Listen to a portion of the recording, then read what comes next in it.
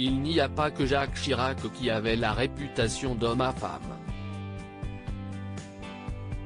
Avant lui, Valéry Giscard d'Estaing a lui aussi été un président de la République toujours très bien entouré, qui savait séduire et ne manquait pas de draguer ouvertement les femmes, comme ce fut le cas pour les Miss Météo de Canal+.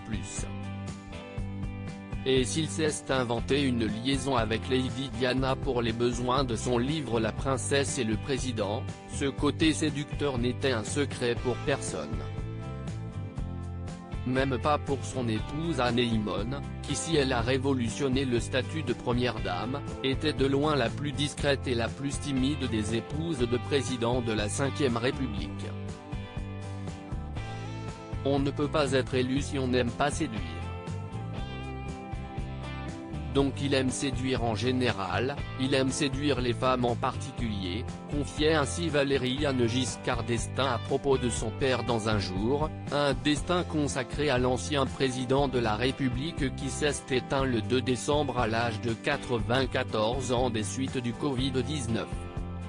Pour ma mère, je reconnais que ça n'a pas toujours été facile, précisait l'aîné des 4 enfants Giscard d'Estaing.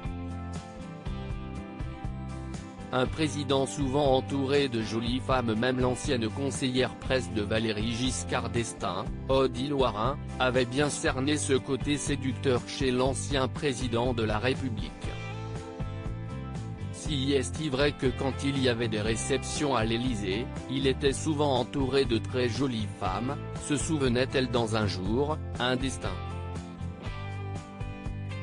Toutefois, il arrivait tout de même à l'ancien chef d'État de se prendre quelques revers, lui qui a essuyé un refus de la part de Louise Bourgoin et Pauline Lefebvre, lorsqu'il les avait invités à dîner après son passage sur le plateau du Grand Journal.